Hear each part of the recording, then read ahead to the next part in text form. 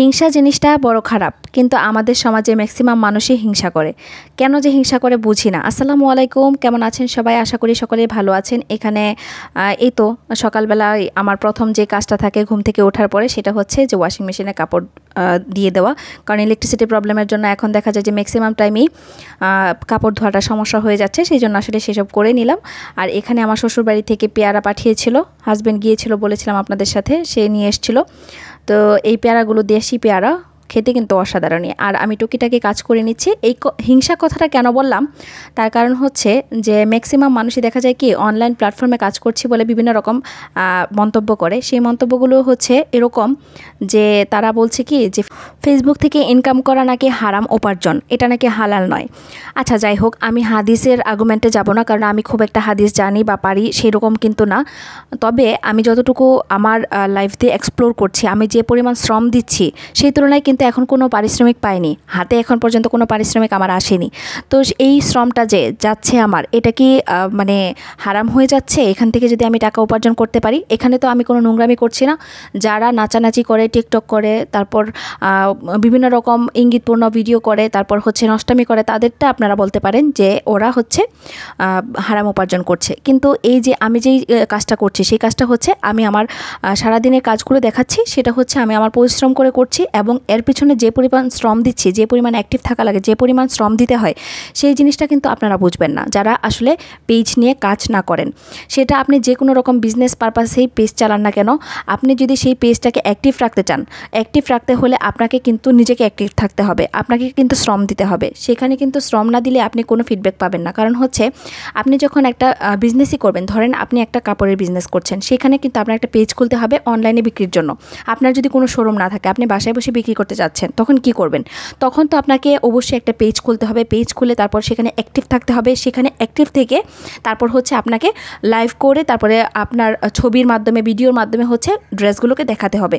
দেখাতে গেলে অবশ্যই আপনাকে যে কাজটা করতে হবে, সেই কাজটা হচ্ছে আপনার অবশ্যই পেজ চালাতে হবে। পেজ চালাতে গেলে সেখান থেকে আপনার কিছু আর্নিং হবে, কারণ আপনার যখন ওয়াচ টাইম ফিল আপ হয়ে যাবে, আপনার যখন ক্রাইটেরিয়াগুলো ফিল আপ হয়ে যাবে, ফেসবুক থেকে যে সকল ক্রাইটেরিয়াগুলো দেয় সেগুলো যখন ফিল আপ হয়ে যাবে, তখন আপনি কি করবেন?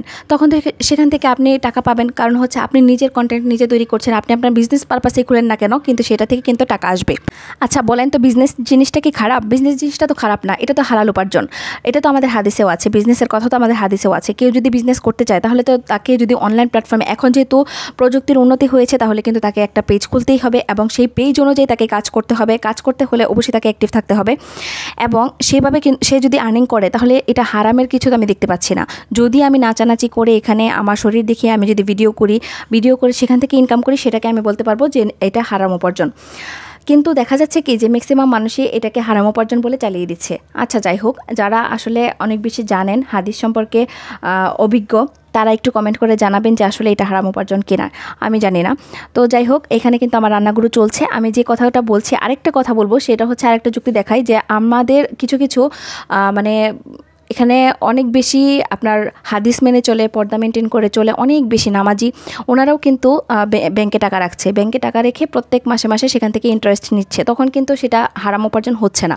কেন হচ্ছে না? কারণ ওনারা বলছেন যে এটা তো আমরা ইসলামিক ব্যাংকে রেখেছি, অমুক জায়গায় রেখেছি, তমুক জায়গায় রেখেছি, আমাদের এটা হারাম হচ্ছে না। সেই ইন্টারেস্ট খেলে কোনো যদি সমস্যা না হয়, তাহলে ফেসবুকের উপার্জন খেলে সমস্যাটা কোথায়? সেখানে তো একটা শ্রম দিয়ে তারপর হচ্ছে সে একটা কন্টেন্ট তৈরি করে সেখান থেকে টাকা উপার্জন করে, তারপরে হচ্ছে সে ইনকাম করছে। তাহলে মানুষ এত নেগেটিভ কমেন্ট কেন করে আমি বুঝি না।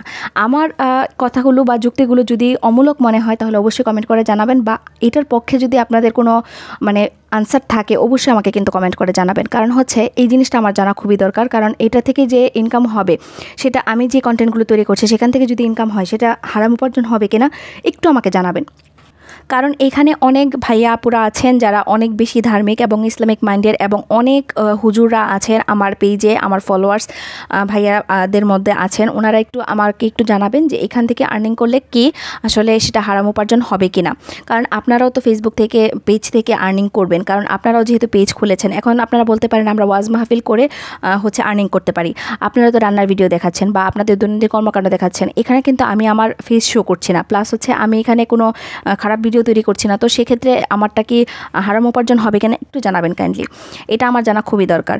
আর আমাদের দেশে কিন্তু দেখা যায় কি যে একটা মানুষ একটা প্ল্যাটফর্ম থেকে টাকা ইনকাম করছে, বা সে বিজনেসই করুক, সেটা চাকরিই করুক, একটা মেয়ে যদি দাঁড়ানোর চেষ্টা করে, সমাজ তাকে না খুব বেশি মানে অ্যাকসেপ্ট করে না, সেটাকে নেগেটিভভাবে আসলে প্রেজেন্ট করার চেষ্টা করে, কখনোই তাকে দেখবেন ইন্সপায়ার করবে না, তাকে সবসময় দেখা যাবে কি যে নেগেটিভলি নিচে নামানোর ধামানোর চেষ্টা করবে। কেন এই জিনিসটা করে বুঝি না, আপনারা একটু কমেন্ট করে এই জিনিসটা কিন্তু ক্লিয়ার করবেন। আমি রান্না করেছিলাম হচ্ছে করলা ভাজি, আর হচ্ছে এখানে পাঙ্গাস মাছ ভুনা করলাম।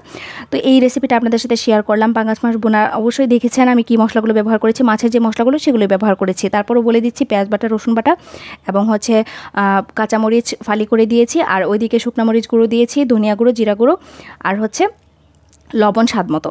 এখানে এই যে দেখেন ভেজে মাছটা রান্না করেছি, কারণ যেহেতু আমি একটু খাবো, কারণ আমি খেলে অবশ্যই ভেজে রান্না করি।